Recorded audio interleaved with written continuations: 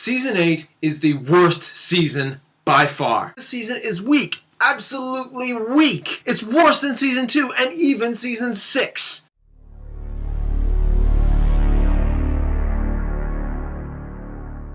Uninspired, redundant, nonchalant, boring. I felt let down. I felt like after one twist, you were followed up by another that was unnecessary. There were so many great moments that it could have gone and it didn't, and it just made me upset. I trudged through this when it came out back in 2010. I wanted something exciting to happen, and it never happened. Screw it. I'm gonna give 24 an F.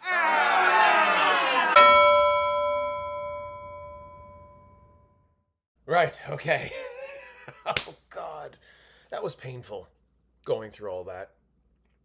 There comes a point in time in one's life where you have to come back to your old opinions. And when I look back on those opinions, I'm faced with a reflection of improving my viewpoint and in such a way where I need to be more concise and constructive. 13 years ago, I was under an influence that just needed to be short, to the point, chaotic, and funny. I don't think I was any of those things. Reviewing the show again, I had a mindset to go on previous memory and never really rewatch for the sake of context, and just didn't come to a better reformed opinion. I was too focused on making ends meet, be quick, establish myself, and rush my thoughts. None of which worked out. I made the effort today to rewatch and reform my opinion better for the sake of being better as a person, but if I want to review anything in the future, I really need to put the time in. Perhaps come up with better talking points and explanations as to why I didn't like something.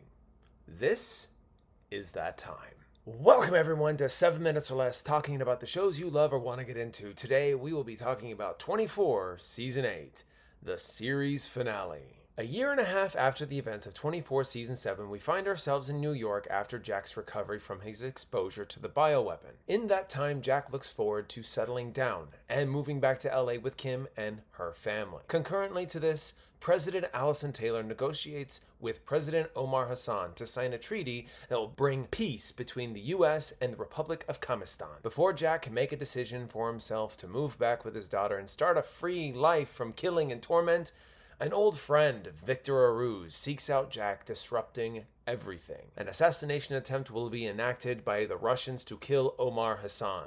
For the first 2 hours, it's about Jack trying to do his part to get Victor from point A to point B so he can return to LA. But in the world of 24, we all know it won't go so well. This final season of 24 is probably the weakest entry to date. Not my favorite. Where I found some saving graces upon rewatch that reinvigorated my appreciation, there are some glaring character flaws, motivations, and reasons for how things went down over the course of these 24 hours. Jack acts like a reluctant hero, only on board if he knows he can get out of it in time, but for every time he has a way out, he stays, despite wanting to go back to LA with Kim. There are plenty of new characters in this new season that don't get enough treatment that allow you to care. There are many scenes and situations that become front and center for the sake of conflict that could have gone differently, which makes the first 10-ish episodes a little bit of a drag. President Allison Taylor is almost sidelined as a character with not much going for her except one thing: getting the peace treaty signed. President Omar Hassan is a welcomed addition to 24 who is underutilized as a character for too many episodes before things finally pick up. This is not a terrible season, but it's very flawed, and more flawed than its predecessors. Let's dive in. The first 4 hours of 24 Season 8. How are they? They feel tired. Just like my brain. Just before the first hour ends, Jack is already talking about doing his part and leaving. Second episode, same thing. He literally rejects Chloe's plight when he goes to CTO to be debriefed and she's not getting the respect she deserves. And she's like, Jack, help me out. He's like, no, I'm leaving. Goodbye. Then Kim has to come in and say, listen. We know how you are. We know how you operate. You have to see this through. Come back when you're not needed anymore. It's fine.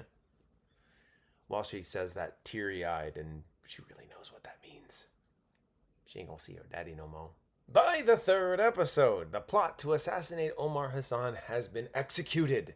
And in the middle of the fourth episode, we are already shifting into new territory, establishing new characters, and the next level of a threat that Jack could easily let CTU handle. What keeps Jack involved after he does his part? Renee Walker, damaged by the events of Season 7 and her actions, nearly killing Alan Wilson in the finale of Season 7, leads Jack to believe that Renee is a danger to herself and others. While Renee can help with the task at hand, the plot unfolds, and Jack just can't help himself but try and be there for her. All in all, these plots feel tired. They're holding on together by a string. And the actual real solid reason for keeping the plot going is more personal, which is overall fine. Like, to Jack's detriment, him staying for Renee is within his rights as a character. It is not uncharacteristic. It just doesn't feel convinced. There is a 2-episode arc that is extremely well done that has to do with a character named Marcos, played by the one, the only, Rami Malek. This was my first exposure to him and his acting career. While his role in the show is very brief, he really gives his A-game to an otherwise weak story and gives the plot some charisma for the next several episodes. Everything was reinvigorated again. Like, oh my god, 24 is back. Here we go. Marcos is to help the terrorists tie off a loose end by finishing the job at a hospital. When this proves ineffective, Jack and crew are hot on the trail to getting Marcos back to CTU. Only problem is he is wired with C4 explosives on a vest, and he locks himself in a pressurized chamber to buy some time while he reactivates his vest. We get this brief glimpse into his life as his mom gets involved, and their conversation is just so emotional. It is so good. When the mother fails to dissuade him from activating the vest and giving up the cause and all of that stuff, Jack comes in, giving us a 2-for-2 conversation and just gives us this raw intensity. He delivers an ultimatum that I don't think anybody would love to hear. And when it finally gets the ball rolling, it ends something out of a tragedy. Despite seeing the fate of Marcos come a long way, it really just, it was good. It was really good. Victor Aruz. Why on earth? No, excuse me. Who on earth is this guy? We never knew his character before today. But yet, apparently he's an old friend of Jack's. That's great. Why are we just now hearing from you? Why do you matter so much to get the ball rolling for Jack to be involved with the plot, only for you to die in the first hour? Next up, CTU and its instant resurrection. A lot more can stem from this, but on a logistical point of view, it doesn't make sense.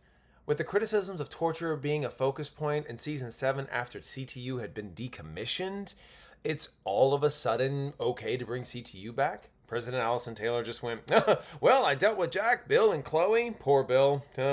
May he rest in peace. It's fine. In a 1.5 years' time, I'll just recommission it just in the nick of time. It's never really explained. President Allison Taylor. Totally undermined, underutilized, and she's only narrow-focused on one thing, getting the treaty signed. That in of itself is not a big deal, because in the 7th season, she was laser-focused in Sangala and doing an invasion process, but the terror attacks were trying to prevent her from doing that. That's fine. But if she had more to do here than people around her comforting her and just kind of enabling her, I think that it's just, we're in the aftermath, and the dust have settled, and there's nothing left for her to do. This is all that she's got.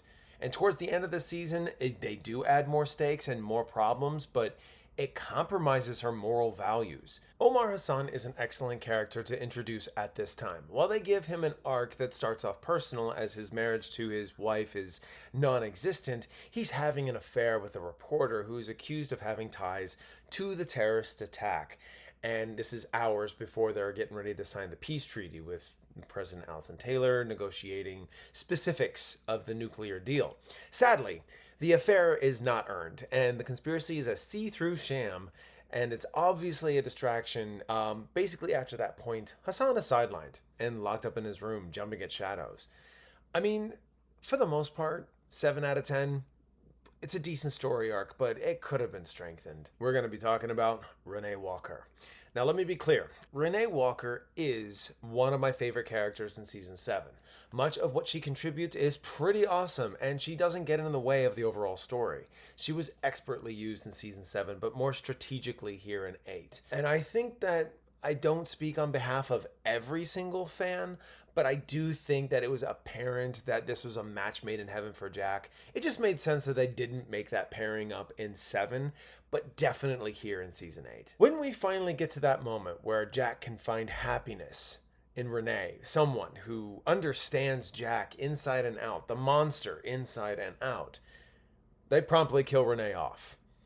Insult to injury, they kill her right after, hold on to your hat, they killed President Omar Hassan. In literally a span of an hour, you kill off 2 characters with significant importance to several different people with different meanings, and there is just no time to grieve. It is a cheap ploy to get the plot going for the next wave of terror that Jack Bauer gets to thwart. And for the cherry on top, Jack Bauer.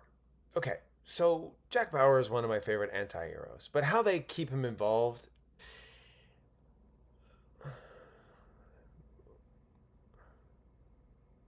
I mean, at first, it makes sense. You know, there's a friend that comes in with a crisis at hand. He tries to drop him off. Hand it off, right? Well, it doesn't work out. He does his part and he's ready to move on again. Oh, no, wait, no, here comes Renee. And then he got Renee. The mission fails, and then he's like, hey, you're going to pin all this on her? I don't think so, but okay, I'm going to leave. And then he stays. It's just weak compromises to keep Jack in play. From there, Jack stays involved, and him and Renee, they get to close off their involvement together when President Omar Hassan is killed. But then, that's where things go terribly, terribly wrong. I spoke of episodes 10 and 16 being pretty tightly knit, as if the writing for 24 was reinvigorated again. The 16th episode expertly lands one of the biggest deaths that this season has to offer, but it almost rings hollow by bringing up the next death an hour later, and that starts with Omar Hassan. They kill off Omar Hassan pretty expertly in this 16th hour by pretty much giving us all the reasons why he should live, only to take the rug underneath from us and say, no, he's not okay. And he is honored by a silent clock. Only for the 17th hour to lead up to Renee's death. What seems to be out of nowhere, Renee recognizes a Russian operative, but literally thinks nothing of it. She leaves with Jack to head to LA. This Russian, for some reason, becomes spooked and thinks Renee recognizes him. He stakes out Renee and Jack's relationship, and within that hour, there goes Renee. He manages to kill her successfully, but misses Bauer. I am not okay with this. It's almost as if the writers were like, hey, we're on the 18th episode, and Renee hasn't really done anything with Jack. Oh yeah, we should totally hook them up. You want to know what would be really wild? Killing her off? Oh yeah. Yeah, but how? Oh yeah. Well, I mean, the plot will end, so we can't really do that. Who cares? Just say, let's say there was like somebody with part of Renee's past, you know, like a Russian operative, but she doesn't know if she recognizes him. I mean, you know, we throw this kind of stuff in all the time. Nobody will notice. I find that really jarring. I have to say that I'm getting ahead of myself. These plot lines that I have issues with are later on down the road, and they don't start at episode 17. The problems really start by episode 2. Allow me to explain. There are some subplots in this season that are very distracting from the main plot, where there's this intense situation going down and all the characters have to be all hands on deck. Well, you have this character distracting you from the main plot. Is this somehow tied in and all you have to do is blame your patience because you didn't see where it was going? Does it all tie in and make it worth your viewing efforts? No. By God, I think I'm losing it. Okay. I have gone on about this twice before on my channel, and I'm going to bring it up again. But this time, I really do want to bring some substance to the table. But let me set the stage for you. Dana Walsh's character is played by Katie Sackhoff, and she is almost immediately threatened by another character named Kevin Wade in episode 2, which at this point feels way too soon to care. Not enough breathing room is given, and all we know about Dana Walsh is that she's getting married to Freddie Prinze Jr.'s character, Cole Ortiz. Dana is a senior data analyst working alongside Chloe O'Brien, and Dana acts not holier than thou, but like she's playing the mitigator at points where she's trying to keep this perfect persona. Once Kevin Wade comes in threatening to expose her, there's just not enough there for her to maintain this innocent act and understand the stakes involved. Kevin Wade is someone a part of Dana's past, and he comes in very aggressively with a manipulative feel, but with charm to boot. He is a corrosive and persistent individual as he calls consistently and then eventually shows up at CTU headquarters threatening Dana directly. So you're not on his side either. You don't care about Dana just yet, and you want Kevin to go away and let these other story arcs be what they are when you just kind of realize, hey, once this goes away, the real conflict is going to come into fruition. And we'll just say, what the hell was that? But that doesn't happen.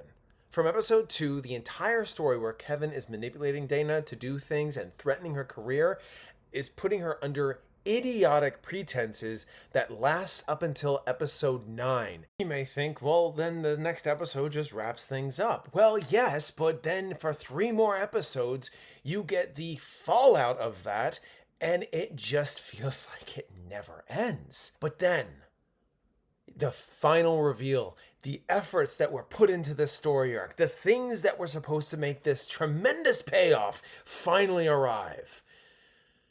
Dana Walsh was the mole of CTU. The whole time, you would... The whole time! If I'm to be involved in something like character development such as it is, I need time to breathe with these characters. And I don't think characters that are getting threatened right away is the best way to do it. Yet, if you intend for this character to be helpful or the bad guy in any way, why not reveal it right away? There's like... That was 10 hours worth of build up, making it feel like it was pointless the entire time, and then give us 3 more episodes of, okay, here's sort of the fallout, but where's this going? Kevin is a manipulative jerk. Trust me, I have stronger words to say, but he would be the unlikely hero in this situation if we all knew that Dana Walsh was the mole. We would have the hindsight that Kevin is actually doing the right thing by preventing Dana from doing her own job. Every frustrating moment would turn into this, yes, come on, get her, come on, you need to be here, you don't know it, but you need to be here, take her out of play. So you might be asking the question, why does all this matter? It probably doesn't hold a candle to the rest of the stories, and maybe even the main story. Well, you'd be wrong. This is a major subplot for Dana, and that very nearly is a distraction from the other stories, causing me, or maybe a few others, to kind of write it off. And I almost wrote off the other subplots that, like, with Omar Hassan and what he was going through. And when his daughter comes into play and her affair with Tarin Farouche, which is his head of security, that love affair is revealed, and I almost did not care. And I was very nearly convinced that neither one of these relationships were going to go anywhere. They actually do matter. They take just as long, but end up directly affecting the plot, which Dak and crew have to react and thwart. So I'm not just blindly going and hating these things, and I'm basically saying that the writing was misguided and needed some improvement before it hit the set. So what am I getting at? When you boil it all down, what does this season become? Does it matter in the overall scheme of things? It feels like a fever dream. This is truly one of the weirdest seasons, if not the weakest. This season feels much like season 6, but here it's like the greatest hits without the cohesive glue keeping it all together. There was a spark that ignited the fire midway of this season, but before and after the fact, it all just felt weird and sad. So when you reach the finale of this season, we're left with a clock counting backwards instead of forwards. And just to kind of wrap it all up, you got Chloe, which is in charge of CTU by the end, which should have happened to begin with. Jack is on the run. We already knew that's going to happen at least one point or another. We've seen it before. The President of the United States is stepping down. That's a first, but none of these moments were around long enough to breathe.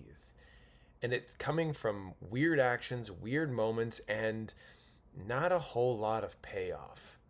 Right when it got to the best it could be with the events that it took to get there, we just have to sit there and go, well, okay, I guess that's it. While the show itself is going, that's all, folks. That's how you wanted to end this? So while the finale for me, I did say that I liked it, and I'm not going back on that, but it is frustrating. It is somber. And the overall tone of the season itself is effectively memorable, but not in all the right ways.